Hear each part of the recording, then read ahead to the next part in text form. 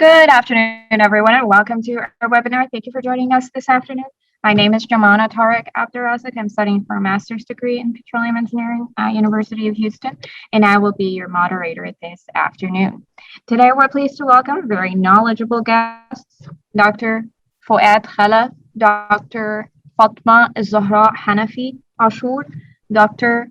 Salma Fouad Dawara, Dr. Hanan Hassan Sarsi, and last but not least, Engineer Reem Saeed Muhammad Abdullah. Dr. Fouad Khalaf is a emeritus professor of drilling and rock mechanics at petroleum engineering, the faculty at Cairo University, coordinator of risk engineering masters, chairman of the NGO Risk Mitigation Society, was the drilling consultant and drilling manager at GOPCO for nearly 30 years. His research interests include rock mechanics, application of drilling, improved drilling performance, and risk management. Dr. Fatma Zahra Hanafi Ashur is a professor of chemical engineering, faculty of engineering at Cairo University, and the former department chairperson. Director at the Cairo University Center for Hazard Mitigation. Her research areas are petroleum refining and processing, conversion processes of biomass, and she was also the president of the Mediterranean Network of Engineering Schools, RMEI. Dr. Salma Fouad Dawara, Dean Faculty of Medicine Department at Galileo University, Professor of General Surgery, MD at Cairo University, founder and former head of General Surgery Department, member Scientific Board of Egyptian Fellowship of General Surgery, former national trainer in Harvard University Program for Executive Managers and Emerging Leaders. Certified International Trainer, has a certificate of a postgraduate diploma of medical education from Dundee, UK, former director of Medical Education Development Center, faculty of medicine, Cairo University, member of the Egyptian Society for Risk Mitigation. Dr. Hanan Hassan Sarsi, Professor of Chemical Engineering at Faculty of Engineering at Cairo University, General Coordinator of Credit Hours Program and Coordinator for International Students, member of Egyptian Engineers Syndicate and Egyptian Society of Engineers, ex-member of the Egyptian National Committee on Women in Science and Technology, member of the Egyptian Society for Risk Mitigation. Areas of research are quality assurance, risk and environmental engineering, management systems, and materials engineering. Engineer Reem Saeed Muhammad Abdullah has a bachelor's degree in mechanical engineering, power department from Cairo University, process improvement manager, consultant in Cairo, Egypt, teaching assistant at Cairo University, Faculty of Engineering, ongoing PhD dissertation in operations, research, and management. She has a master's in engineering risk management and Faculty of Engineering from Cairo University. Please feel free to send your questions in the chat box and we will answer as many questions as possible. With that, I ask you to give your full attention to our honorable guests and help me in welcoming today's very honorable guests. We'll start with Dr. Fouad Khalaf. Please welcome Dr. Fouad Khalaf. Hi, Dr. Fouad. Thanks for joining us this afternoon. We're so glad to have you on PAG Petra. Hi, Jumana. Thank you very much for the introduction. But first, I would like on behalf of our teaching team to say, I don't know how to say good morning, good day, good evening, or good afternoon. Anyhow, I'm going to say good I mean, thank you, dear audience, to come and get part of your time to hear from us talking about our topic today on systemic risk management, and we handle it as an introduction or as an umbrella for many interdisciplinary sciences, and especially we will throw a new name. It's called science of danger. Okay, and try to. The topic we are talking about has a principal idea that systemic risk management is an effective and efficient management process that has applications in all human activities. This is the message we try to share it with you. Our objective of the presentation is this drawing on the right resembles the human hand with a trunk full of basic sciences and branches that should, I mean, uh, put lot of shade on other branches of sciences. We conceive the systemic risk management as an umbrella for all sciences of dealing with danger, and this is the objective of our presentation. Now, this presentation has a special nature. It is not detailed, it is just an introductory. We are summing up an equivalent of 150, even more hours in 3 hours, 1.5 hours today, and another 1.5 hour hopefully tomorrow. Details may come later if you, if the audience is interested in specific topics, and we can schedule it in different seminars. The contents, we see it today in blue: definition, history and nature, terminology. What is the required paradigm shift to pass from a simple risk management or safety to systemic risk management, system thinking, synergy, and the last part is the 5 steps for today. Tomorrow, we will talk about the significance of what are dealing with the first day, the tools for risk management. Why tools? Because in order to pass from something small to something big, expanding our view, we need special tools, maybe to improve perception, to improve our analysis, and we'll talk about this tomorrow. These are thinking models. Then we'll treat some applications to show the nature of this or the type, why this systemic risk management, I mean, spreads into, impregnates all sciences. We will talk about applications. I guess some of you are in petroleum engineering. I personally will hand one of its applications in drilling, somewhere in real life driving, say, Dr. Salma in medicine, Reem, and maybe tomorrow also Dr. Ziad will join us about other applications. Okay, in the conclusion, we talk about the science of danger and why we want to launch it, why we make propaganda for it today, because we feel really and sincerely that we need this kind of umbrella to cover a lot of things, to coordinate between many other sciences before we conclude. But as a start, I would like maybe to start our view as a team of risk management. Risk management is a total proactive social process. It's a total quality process. It's a proactive. We look for the future. We anticipate things, not we expect it after happening.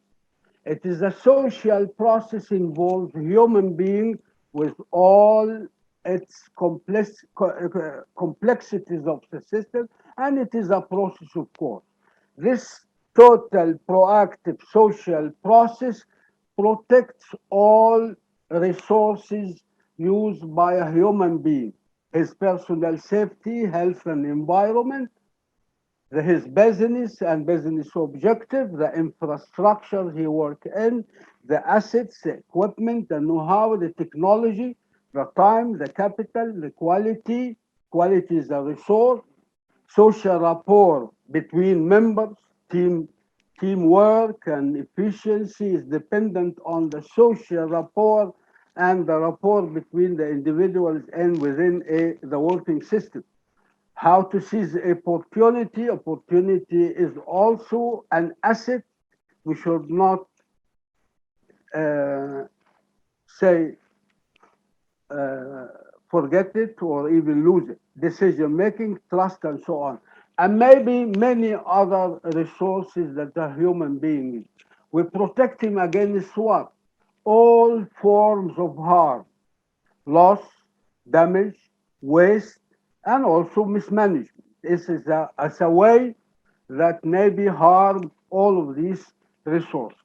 Risk management, if we consider it this way, it will become a multidisciplinary, pluridisciplinary science and may justify changing it to a science of danger.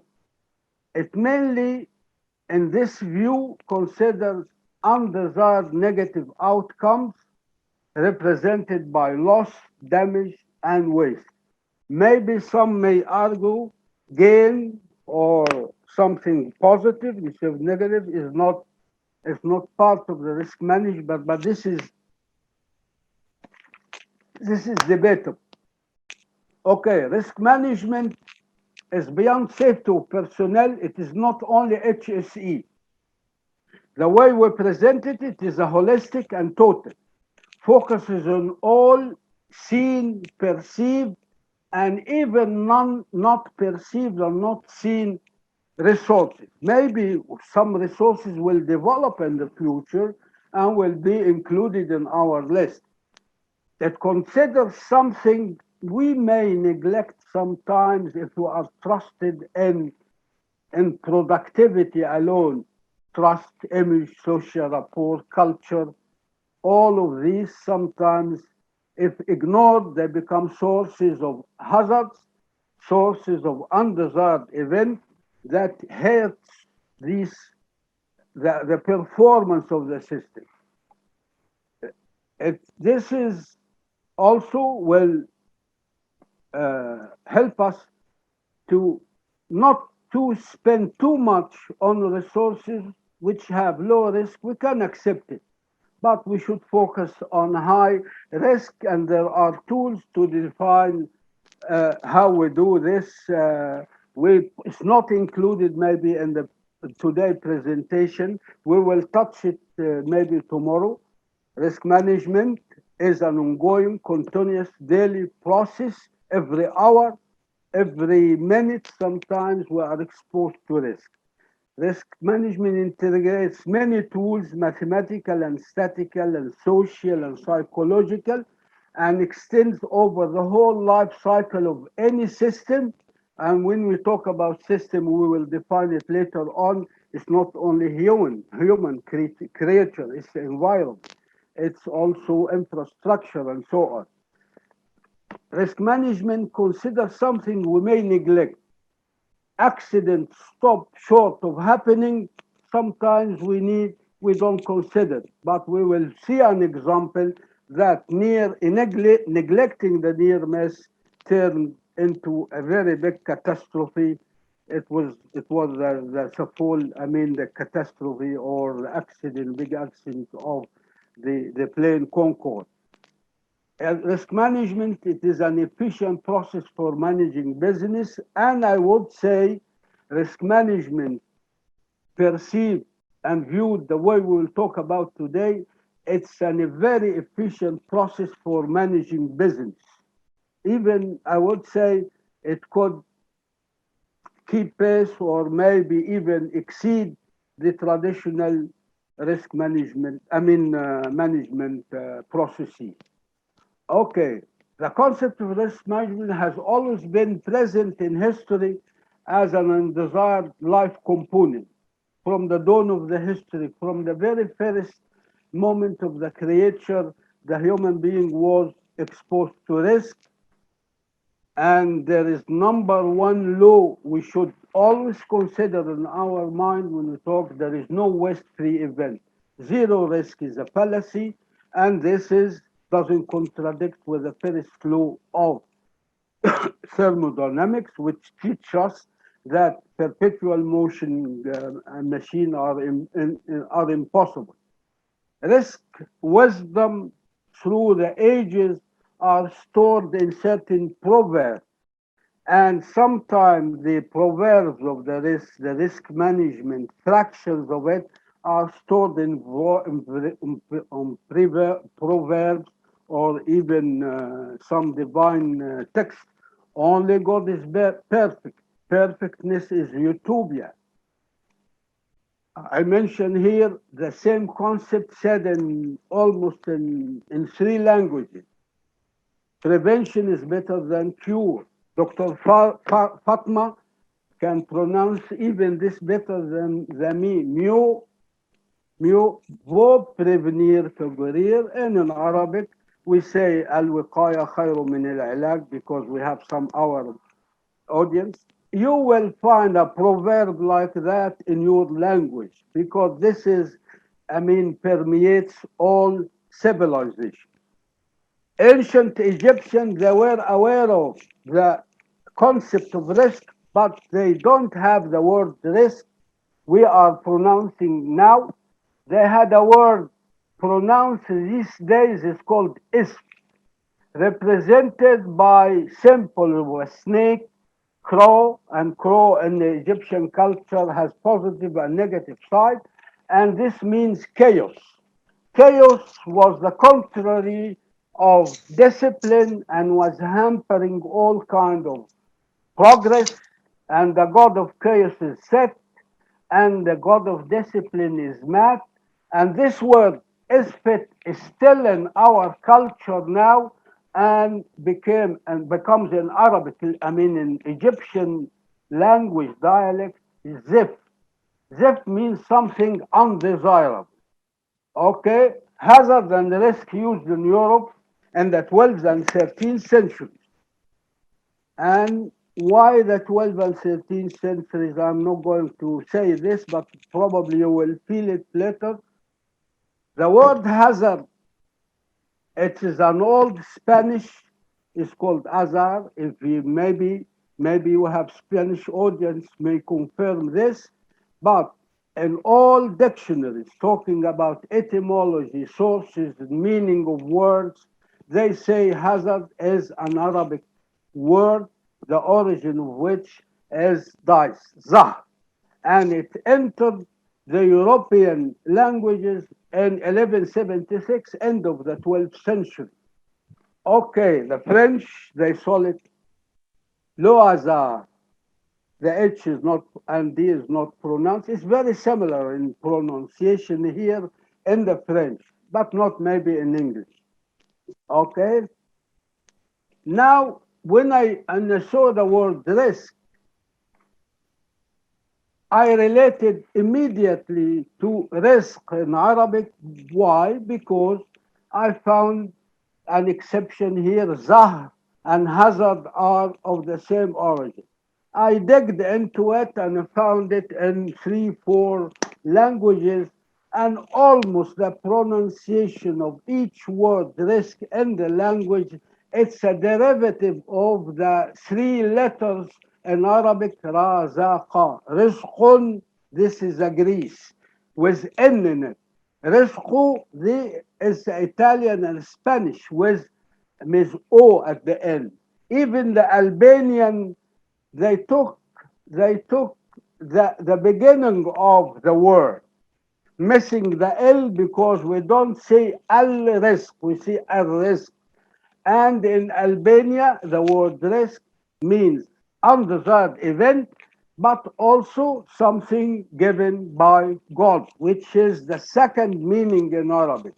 In German, if you are Spanish or of another nationality, try to send us how you pronounce the word risk to complement, I mean, to complete the, and the origin of this agrees with my interpretation is given down in this URL down the first slide. I found here Google Ngrams as a very good source to find the evolution of the use of the word, the frequency of the word in the literature, and this is in front of you: safety, risk management, and hazard. When they start to be used in literature in 18th century, but the word risk, as I told you, in 1176. I mean the word hazard. The word risk entered the European language in 1206. It's in the 12th century. It's the same, more or less, uh, I mean the same date of the Arab influence and civilization in Spain and others. Okay? But we see that the use started to pick up after the 1900, the First World War, and very especially after the 1960, 70, and now they are very common in the literature. So actually, awareness of safety and risk did not start in the publication except after sometimes very major accidents in the 60s, 70s, Amokuka days, Torrey Canyon, Exxon Valdez, Chernobyl, and Prestige on the coast very close to Spain and so on. After World War I, the complexity of industrialization increased, and this probably what triggered an increased use of these terms in the literature. Risk management, by the way, the word risk management was probably pronounced in the 1963, the first book on risk management. But risk exists since the dawn of the history, but it became a science only very recently after 1960, preceded by safety and so on. Natural disaster and so on. Here, this curve represents the onset of awareness.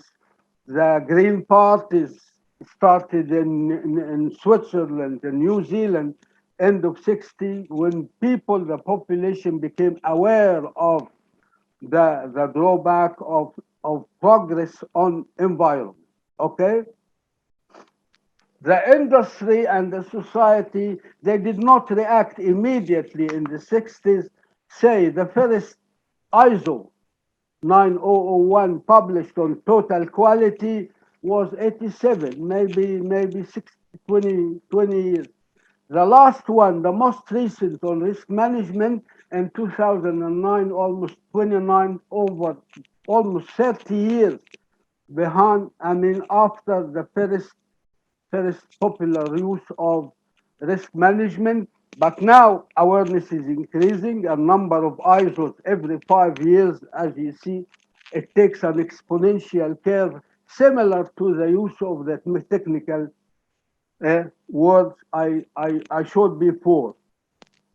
What you see here are some figures. Your first impression may not be the same. Look at this moving picture. It depends how you perceive it, how you see it, it depends on its movement. This may be, someone can say, it's a frog, but when it rotates, you can see, is that a frog or is that a horse? Anyhow, anyhow. Sorry, why this difference in the perception? Because we don't we see through senses, and it depends what we see. What we see is depends on social status, knowledge, agility, something deja vu, kinship, size, something we like, something we don't like, something rare, something we appreciate. All of these factors make that we don't perceive the sense or the meaning of Rex in the same way. So we need special tools in order to dig into meaning, to know that what's behind it, so that we can agree on something to make a decision at the end. Health of a certain person may influence the way he sees things, the way he reacts. So this prepares me to the next slide, that risk also changes with time. This is a picture of a skyscraper in 1932. This is how workers they were dining. I mean, were taking their lunch or eating and so. They can do it this way anymore. This is not allowed these days. This is our pictures in Egypt. Do you think that this person who comes at home doing some work for you, do you trust him? The answer for me, if I'm risk aware, I don't trust him anymore. Why? He doesn't care about himself. So how in the world he's going to care about me and doing me quality work? What we accept today may not be acceptable tomorrow. So risk changes with time, and we have to improve processes to stay on the top of minimum risk all the time. Dr. Hanan, I think this is the time you would like to get into Hello. something like that. Okay. Hello, everybody. Hello, everybody. I will clarify some terms after Dr. Fouad speak. He talk about the hazards, and the word hazard is subjected to many uh, meanings. You not any when we when we talk about hazard, we talk about something that can cause harm, and the source of undesired event. What is the mean of undesired event? We have events. It is a particular action or set of action that you are associated to outcomes. But I'm afraid from the undesired event. I do the event to get outcome. When it is not result or we don't reach it, will be sad or will be upset because it is not what you desired for it. The hazards are source of the undesired event. They are hidden. For that, it is the problem that a hazard is unsafe, potential unseen. You maybe you didn't know the hazard about the butane bottle because you don't know there is a source of hazard. But if it is exposed to undesired event like heat, it will be explode. You don't know. Also, I like to eat strawberry, but if I don't put it in the fridge, it will be the damage, or maybe it's make me an allergy. All of these are hidden. You can't know. It's maybe in your objects, on behavior, on properties, everything. For that, because it is visible, you can't not, and it's not an exist. So we search about the tools that make me to take a decision, because I take the tools that how to make the hazard and how I can take care about that, and the tools to you have this hazard are you have quality and quantity. So we want a tools to do that. For that, the risk is make us more severe. Undesired event or undesired and unsafe situation, it's also effect on us, because the terminology of unsafe, it's a cause undesired loss or waste or all kind of source that mentioned before. Dr. Fouad mentioned a lot of some resources. This we have afraid from the negative consequence, because the negative consequence of undesired event make loss or waste or something like resources of image, time, trust, and anything of that. To know the risk, we have two things: a negative consequence, which come from the source, as you've seen, and the probability of undesired event which can be happen. So the severity or the negative consequence will take S, and the probability will take B. For that, the risk is the multiplication of this probability times severity. For that, before you can take a decision, before risk, no decision you can take, but after risk, you can now take a decision. You can take a clear decision after the risk, because it's help us.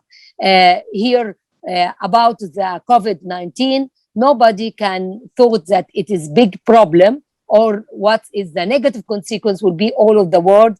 But if you put the probability and severity of that, we can expect what will be happen. For that, the second stage and third stage, it's become more better than the first stage, because we were not ready for that. Okay, may I introduce Maybe something anybody, maybe anyone need to be comments after, before we go to some example for that, because if we know, it is very clear that if I said I have source of hazard and unsafe condition and unsafe action, it will be an accident and or incident. And when I speak about the risk, it is the chance, high or low, that the hazard will be cause something bad for others. If my colleague, anyone want to add anything before to transfer the next slide? Okay, I would like to add something here. The notion of probability was not all. It was after it was said for the first time in 1654. So the concept of risk itself was not quantitative before 1700, and it took almost 200 years to find quantitative application. This is what I wanted. This is discovered by Blaise Pascal and his colleague Pierre de Fermat while playing cards. They discovered the concept of probability, and then all the probability of science and insurance and finance profited from it much more earlier than the industrial business. Okay, I move to the second. Okay, please try to focus on these pictures and the type of the harm. The first look, you will say that the child is he make a wrong attitude or a wrong behavior. But please try to think from the background of the risk management or awareness of the risk and the source of the hazard. Please try to think about that. His mother get him a cigarette. Is it wrong for the kid or from his mother is the guilty? Who leave the wire that it is for available for the kids? Please, I want Dr. Salma to give us some information about because she met every day many accidents or incidents for the kids, and please notify that we should not blame the kids or the person that appear on the picture. Please blame the system. Please, Dr. Salma, take your mic. Yes, thank you, Dr. Hanan. We face many accidents from kids. They are victims. They are not criminals. The criminals are the parents, the school, the kindergarten, the community, the media. And if you make root cause analysis or fishbone analysis and you follow, you may find that adults are responsible because the law punishes the adults when the, parents or teachers, if accident occurs in the premises where they are present, they are blamed for negligence, and they are not responsible to take care of their kids. Also, sometimes they behave as making jokes or fun, and they laugh in spite of directing the behavior, good behavior. Yani if one of parents, mother or father, give cigarettes for a kid, this is bad. They are bad from the beginning, who never to take smoke with in presence of children, because we'll suffer as a negative smokers. Many things we can comment from the point of health, from the point of taking care of kids. I think all of you agree with me that we should make awareness, orientation for parents, teachers, nurses, etc. Okay. Thank you. Thank you, Dr. Rida.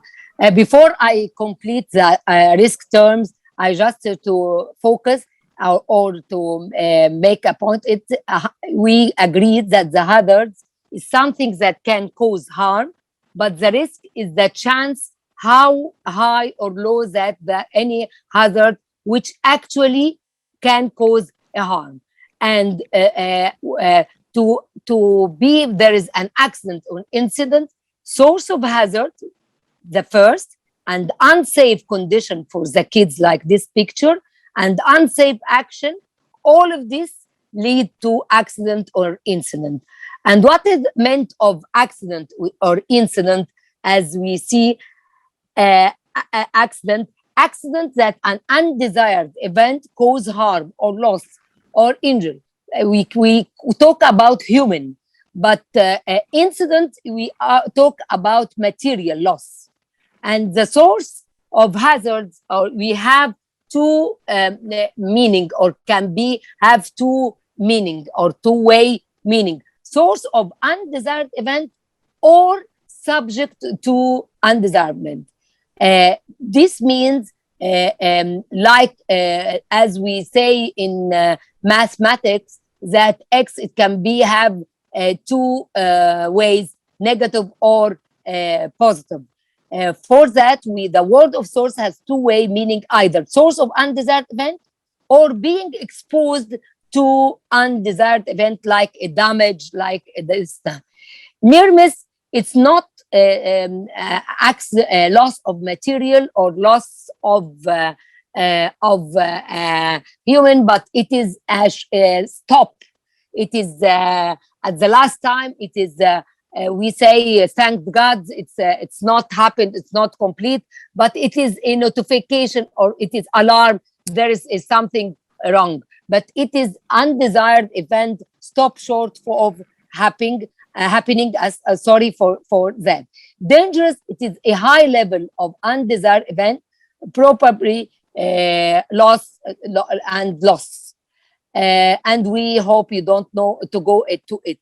Scenarios, there are sometimes undesired event, it's a single, or it is a consequence or succession of, and Dr. Fatma will talk about how scenarios leading to the undesired event. It is some scenarios in different ways, but finally it's led to accident or incident. Failure, it means a form of, it is the heart of object. It is an undesired event. Failure happen.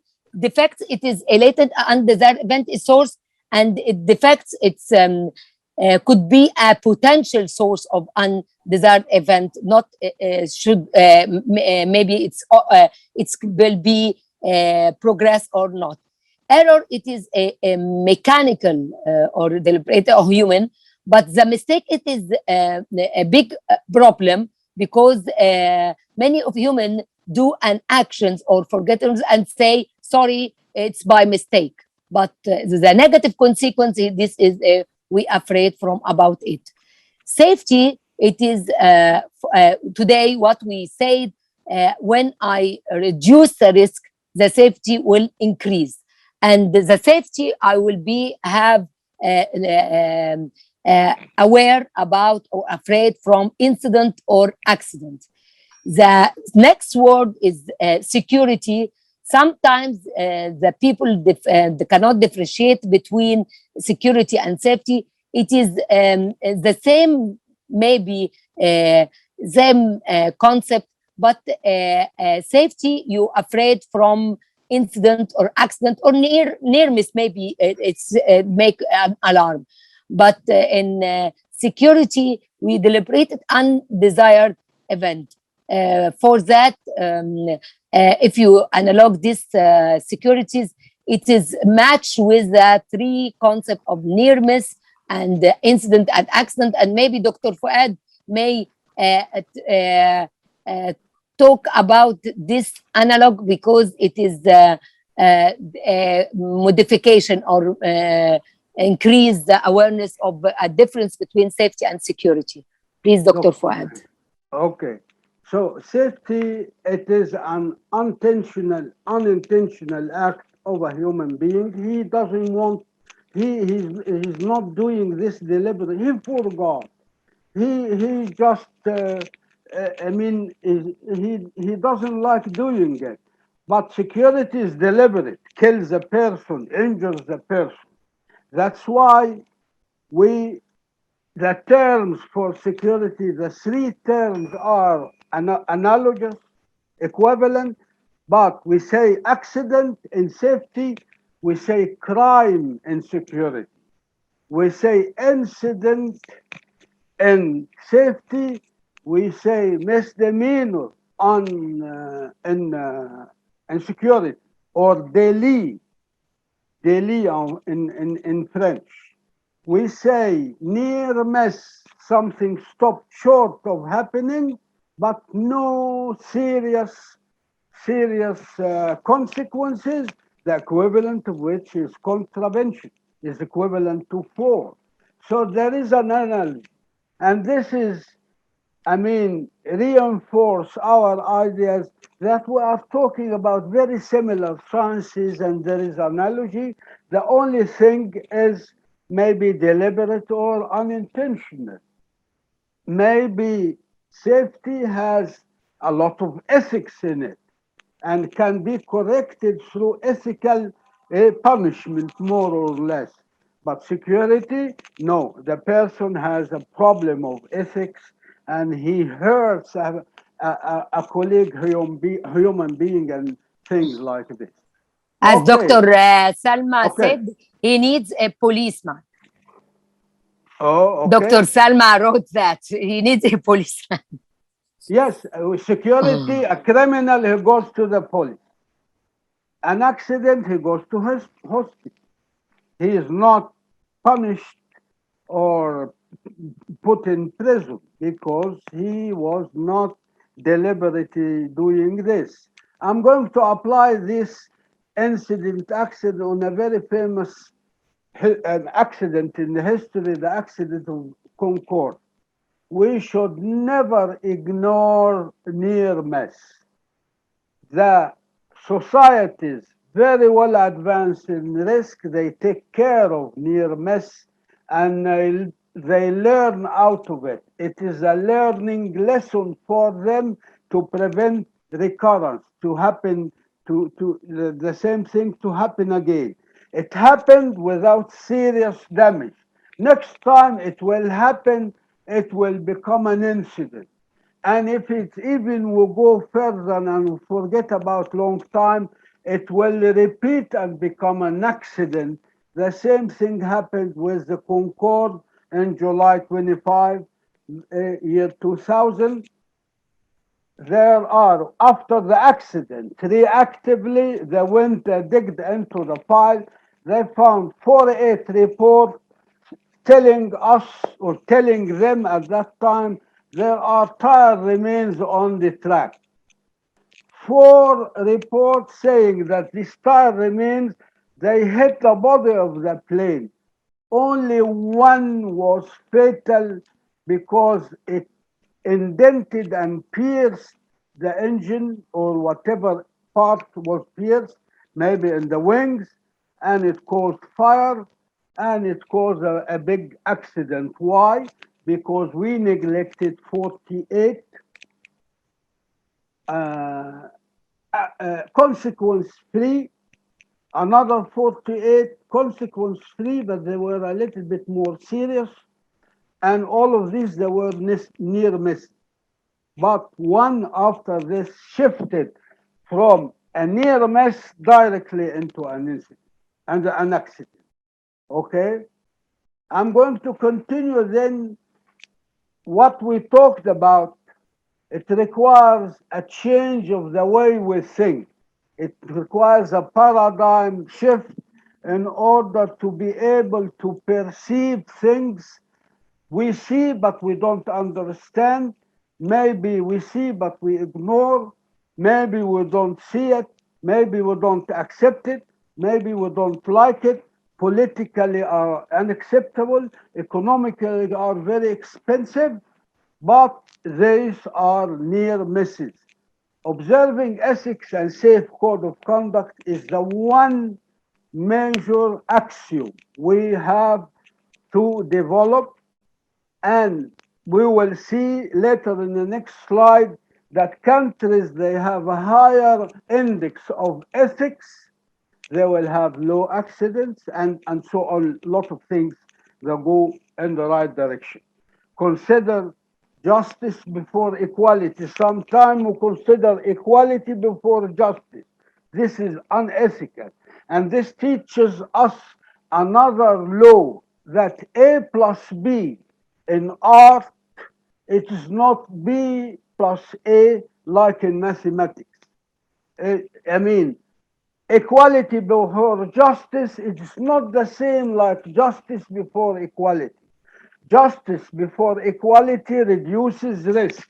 Equality before justice increases dissatisfaction of a lot of employees. We need to target win-win deals. When we have a win-win deal, we reduce risk. Adopting system thinking, we will talk about later in details. This is a way to allow us to perceive hidden things that we don't see it by eye and by senses, but we can see it by the brain, by thinking. Targeting synergy is a way to achieve low risk. What's synergy? Synergy is, I mean, and we can express it that 1 plus 1 is more than 3. If we bring 2 persons that are completely aware of what they are doing, they like working with each other, they will produce much more than 2. If they don't like each other and so on, it's better to have them to work separately, because working together it may end up 1 plus 1 equals 0 or even -1, because they will not produce quality work. We need to target quality, plan, do, check, act. In risk, we call act improve. You improve the situation, you reduce the risk, you increase, reduce the probability and of happening and so on. Managing change. Risk is a continuous process of change. So we need to know the principles of continuous management for improvement. We call it continuous improvement. This requires enhancing the use of creativity techniques. We go about beyond our habits, beyond our thinking. beyond what we are accustomed to in order maybe to forecast something. The whole universe failed to perceive corona. And when we had corona, we were useless. We had nothing to do. Why? Because we were not prepared for it. And this is a lesson that something we don't know, it may be, and we probably neglected, it becomes a disaster. Here is a three curves. I got it from the Source Perception Index on the net. What is this? The corruption index. Very low in Denmark, very high in Africa and Afghanistan and in other countries. Look about the road fatalities. Corruption increase, road fatalities increase. But what happens to life expectancy, average age of the citizen? It gets lower. Why? Because corruption gets higher.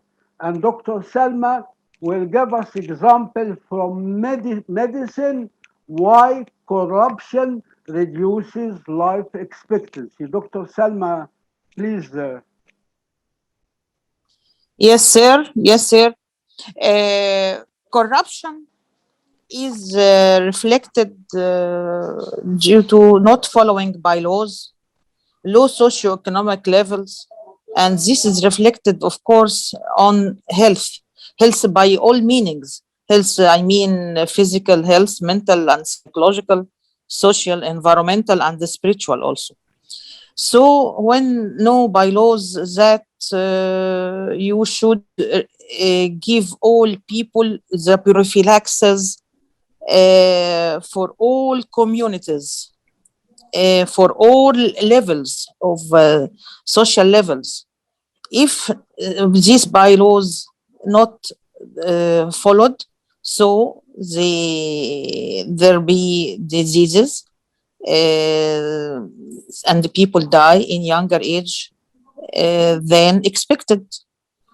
And if we speak about what's happening in Egypt now, the vaccination system is approved and respected by WHO, and so life expectancy is increased. I think you remember that in the movies White and Black, you find that people say this is old man, he is 60s. Now you face people leading in the community, they are more above 80 and above 90. So this reflects good health policies. So Okay. this curves explains corruption impact on the whole systems, especially this is the health. And also, if you don't follow bylaws in car accidents, it increase because in the bylaws speak about the car, the road, the traffic lights, the signals, everything. I hope that I explained in this very short time. You Okay, need more? thank you. Okay. I move to the are ethics and risk interdependent? This curve tell us yes. The answer Yes, this yes. just yes without Can I add even. something?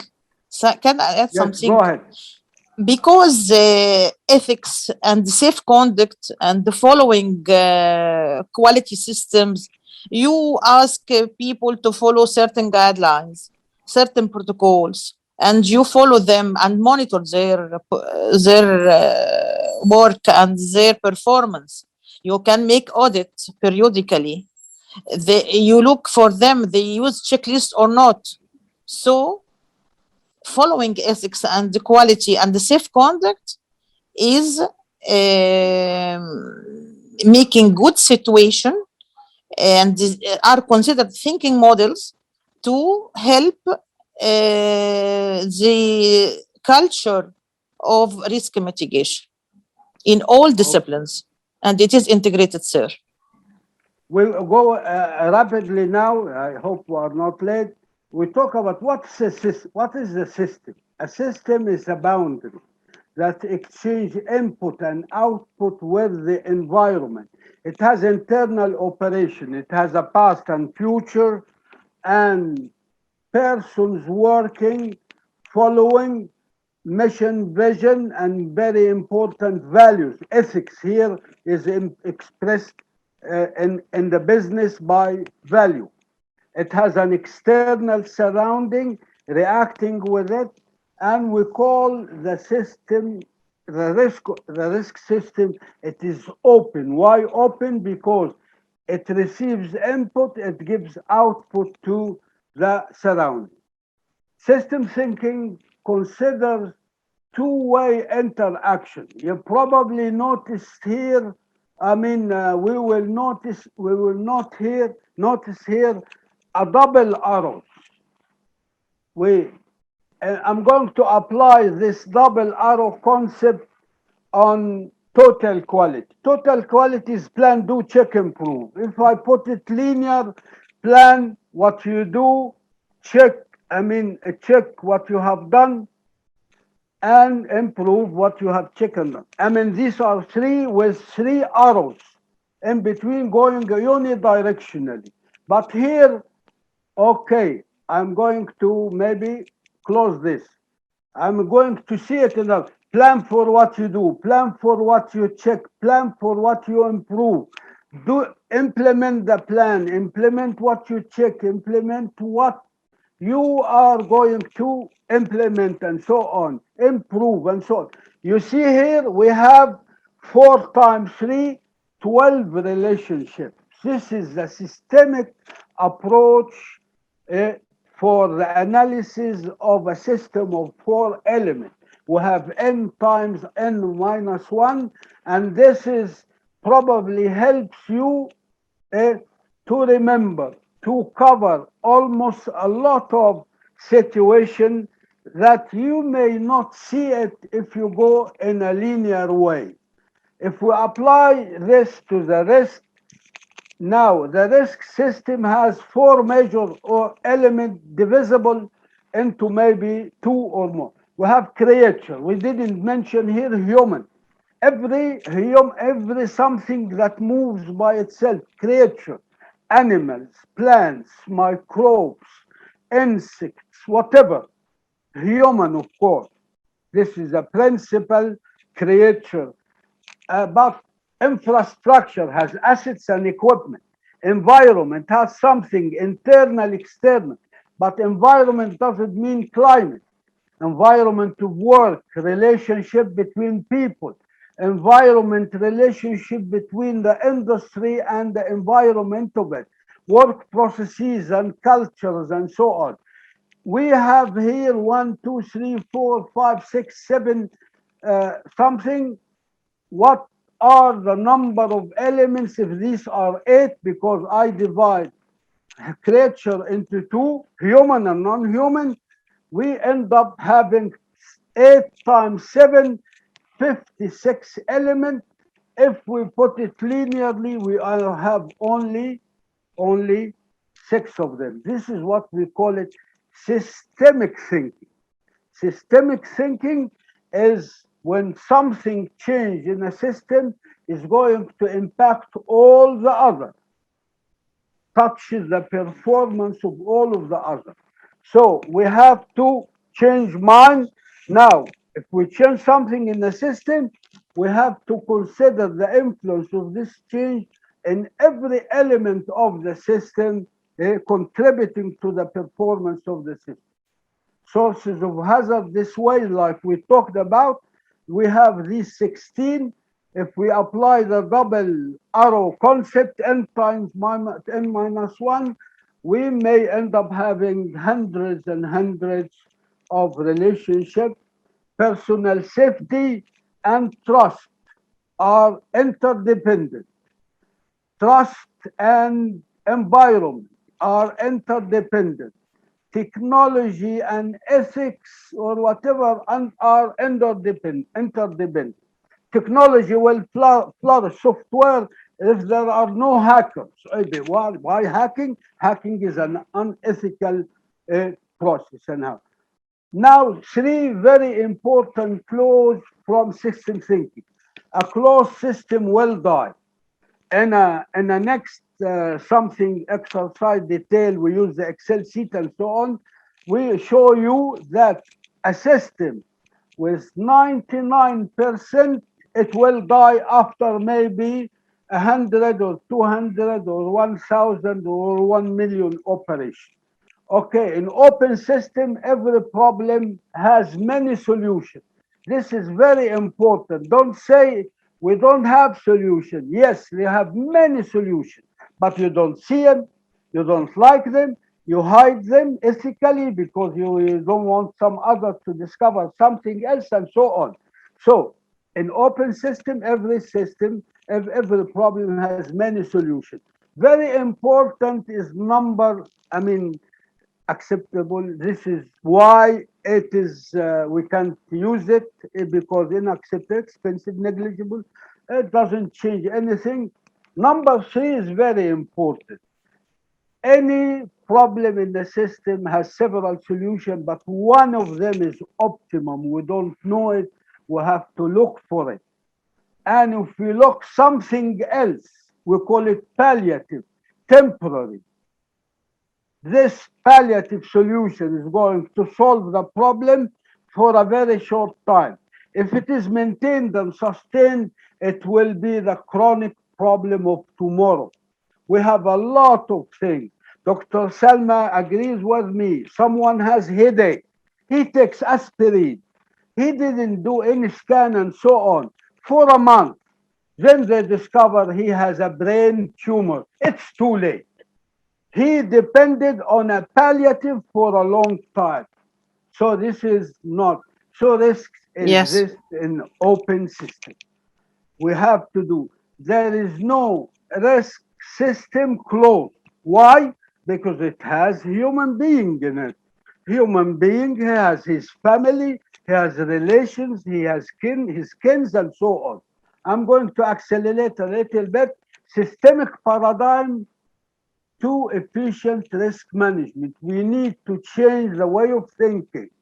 Analysis should shift, the conclusion of system should shift from seeing isolated elements, isolated functions, to seeing whole with two-way relationship. Don't analyze something isolated without seeing the impact of it on the other.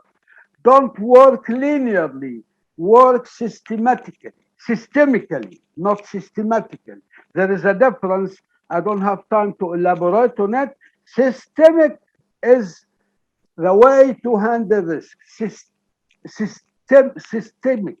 Systematic, no. It's a short way to handle it. Maybe if you need elaboration on it, you can ask a question and give me more time to talk about. Synergy, like I talked to you, 1+1 is more than 3. System thinking broadens vision and perception and analysis, but synergy calls for homogeneity of the components. We should not pay more training for one person and leave other without training. One day this will be a temporary solution. One day we will have a problem. A synergistic system, one member can replace the other member like in a football. A good player who can play almost in any position, maybe not as a goalkeeper. He is a synergized or synergistic, or he has a synergy. Okay, it is necessary for achieving quality, and it is approached, if approaches equality is approaches the way we talk about here with the 12 components we talked about. Now, risk management. Now we talked about the theory, something qualitative, descriptive, terminology, and something is very important. Before you discuss any risk problem with the other, you agree on terminology, agree on the concept we talked about. If you don't agree with the concept on the concept we talked about, this will be a palliative, temporary solution. You delay it. You will face the bigger problem at the end while writing the report, because you will differ, you will produce something, and the meeting is aborted without any conclusion. Hanan, it's up to you. Okay. Now, after all of the description of Dr. Fouad, I will conclude what I can do, what the tools, or how to make a risk management. We conclude this in 5 steps. 5 steps process. I will say it quickly, and then Engineer Reem will description every steps.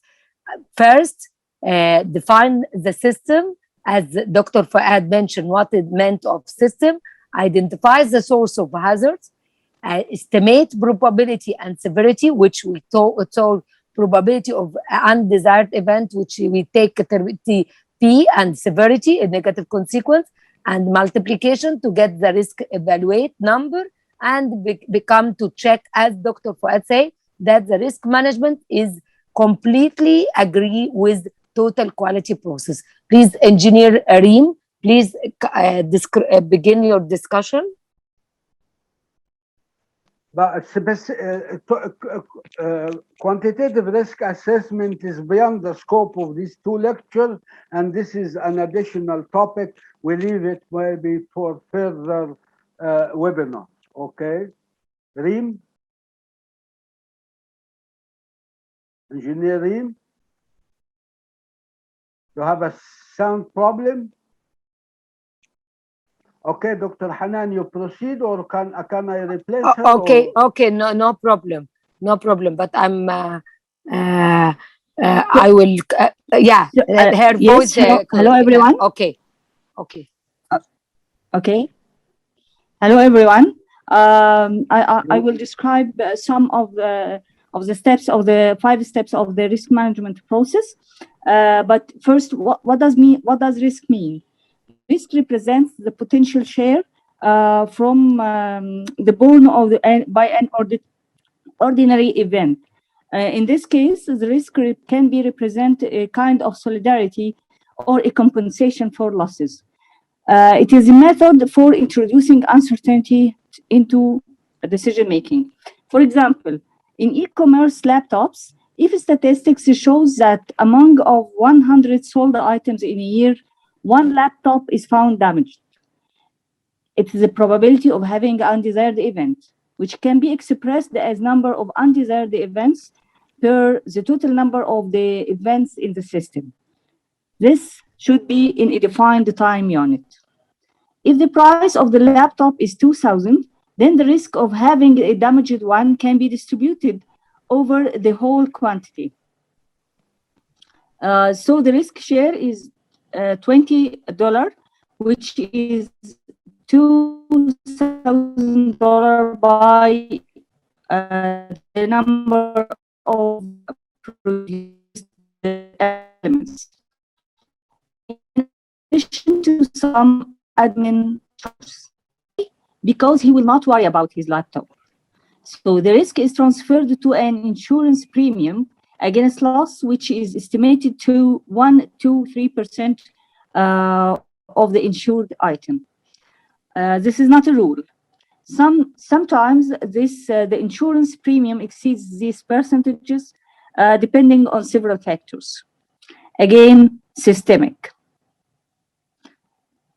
What about the safe situation? This is somehow tricky, especially that we know zero risk does not exist. But we can accept assure negligible losses to avoid overwhelming one. So we evaluate 2 or more risks and compare between them.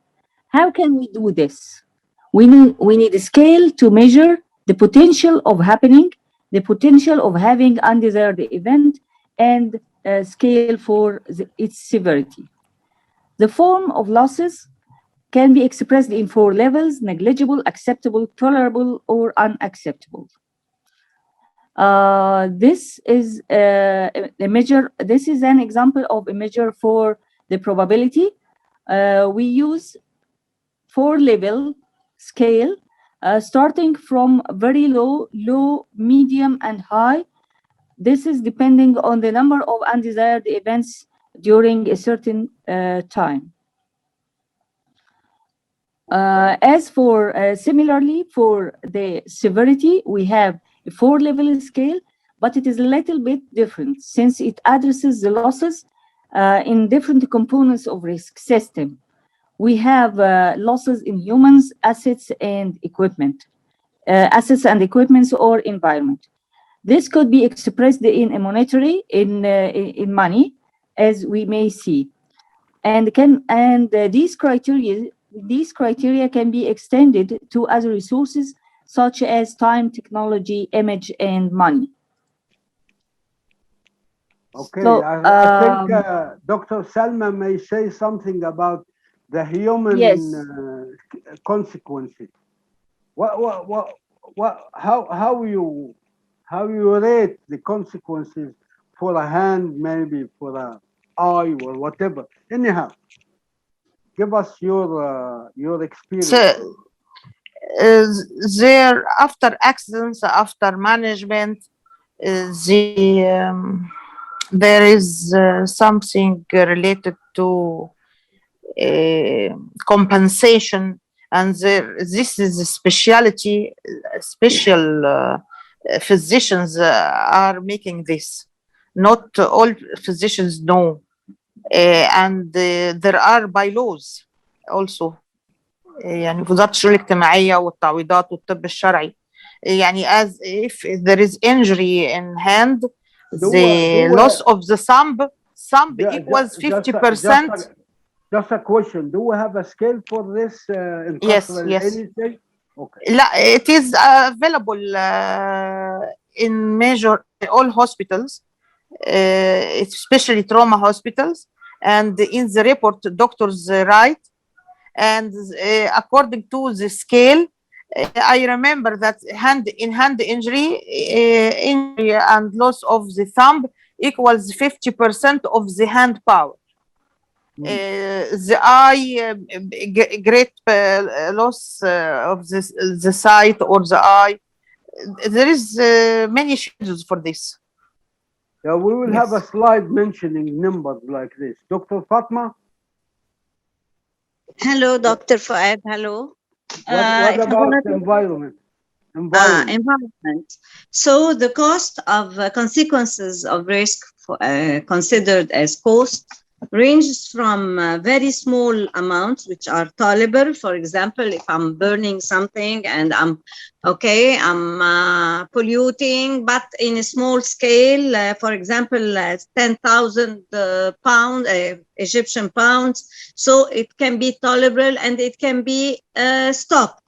And but if you have the catastrophic ones, for example, like Chernobyl disaster, which was big in 1986, it has cost around $700 billion as the estimation of 2021. And of course, I did not count the fatalities due to this, as well as Hurricane Katrina. Katrina in 2005, the losses were around $160 billion and 1,800 fatalities. So it was big, as well as its impact on the oil business, the price of oil, because we had problems with refineries, harmed refineries. Also, we have in Australia the wildfire in 2019. It has cost around $71 billion. And of course, fatalities. And that sure the amount of CO2, the amount of CO2 because of the burning of wood and all this. So these disasters are really fatal. So we have to respect environment. Okay. Okay, thank you. Maybe we have one slide, Dr. Reem, Engineer Reem, you are going to talk about this matrix representation. Green?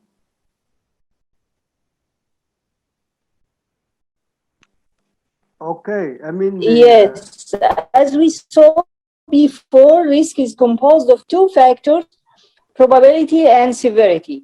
So from the two previous scales, the probability and the severity one, we construct the risk matrix also 4 by 4, where x-axis is the probability and y-axis is for the severity. The difference in color in the risk matrix indicates the level of. okay, you have problem in voice. You see here 4 colors. We rank the risk on 4 colors. The green, it means tolerable, acceptable, we can live with it, we can accept. The yellow, okay, we leave it for a certain time, but the orange is tolerable for a short time. The red, we have to get rid of it almost immediately. You have Yes. two words here, you have 2 words. Prevention, you see the arrow goes toward the reduction of probability. Protection, reduction of the severity. I want you to remember what's the difference prevention, because sometimes we say we prevent something from happening. I mean, if we prevent happening or reduce happening, then we touch the probability. We protect something from damage, and then we reduce the severity. Then protection, the reduction of severity, prevention, reduction of probability, and this is why risk, we need to put terms for risk that are, these terms, they should not contradict the language we use. Because if we contradict the language we use, they will not live forever, and maybe they cause problem. You can find the literature 3 by 3, 5 by 5, even up to 10 by 10. But we prefer the even number 4 by 4, and not 5 by 5. Why? If we hesitate between 2, I mean 2 and 3, if you select 2, then in probability, then it's acceptable. If you select 3, maybe it's a little bit higher. So you have to think, if there are 5, we always inclined to take the middle. And this is a human nature. When differ on something, we got midway. So we need something even 4 here. I think time is now. Let me let me conclude. Today we covered these terms, the 8 steps. Tomorrow we will hopefully, inshallah, in a positive sense. Don't misunderstand me. We are willing to show up tomorrow. I mean, significance of risk here. You go. We explained almost the essence of the risk, the terminology. Now the significance, we touched it in the example of the computer and $2,000, 100 damage, frequency, and so on. We elaborate a little bit on the tools we use for risk management, because we told you before that handling risk to increase perception, we have to develop tools, and system thinking was developed in 1956, same as some other sciences, finite difference elements and so on, but this is not a risk. So in late 60s, witnessed the development of a lot of things. thinking models. These are mental models to broaden, I mean, to get us out of the box, to see what we cannot sense, we cannot see by senses, and then get back to the analysis. Application, we will share it. Dr. Selma will talk about something. I'll talk about drilling and talk about driving. Reem will prepare something. Dr. Ziad will join us tomorrow. Dr. Hanan, and so on. For we will talk now for a conclusion later on about an appeal, I mean a call for a signs of danger before the conclusion. And tomorrow we will start at 4 p.m. Greenwich Mean Time, GMT, 6 o'clock, to talk about tools, not the tools you see it here, but the mental tools, the thinking model, and application. Why? Because risk is not bad or good. It is just is. It is with us. Bad or good, we should not ignore it. And it will exist whether you choose it to acknowledge it or not. These are, and thank you, and many other language, salamat, nashkurkum, merci, whatever you find the language. Special thanks to the team of Marietta College, and special thanks to you to stay with us for 1.5 hours to talk. And I think we leave to Jumana. Give the mic to Jumana, Dr. Ahmed. Thank you very much, Dr. Fouad Khalaf, Dr. Fatma Zahra Hanafi Ashur, Dr. Salma Fouad Dawara, Dr. Hanan Hassan Al-Sarsi, and Engineer Reem Saeed Muhammad Abdullah for this enlightening session. Usually we'd move to answering some questions now asked by our honorable audience. Okay, because of I have a problem of hearing, maybe Dr. Hanan, if I don't hear very well, you repeat it. Dr. Hanan has a loud voice, okay, because so that we can share the question. Go ahead. You have questions for us from the floor? The floor, I mean, this is... It seems like it was clear for the audience. I did not find questions from our honorable audience. That seems to be about it for today. It was a pleasure having you on Pi Petro. Thank you so much for joining us, and thank you everyone for tuning in with us today. Today's session will be uploaded on Pi Petro YouTube channel. You might want to check that out. If you missed it, thanks again. Have a great day.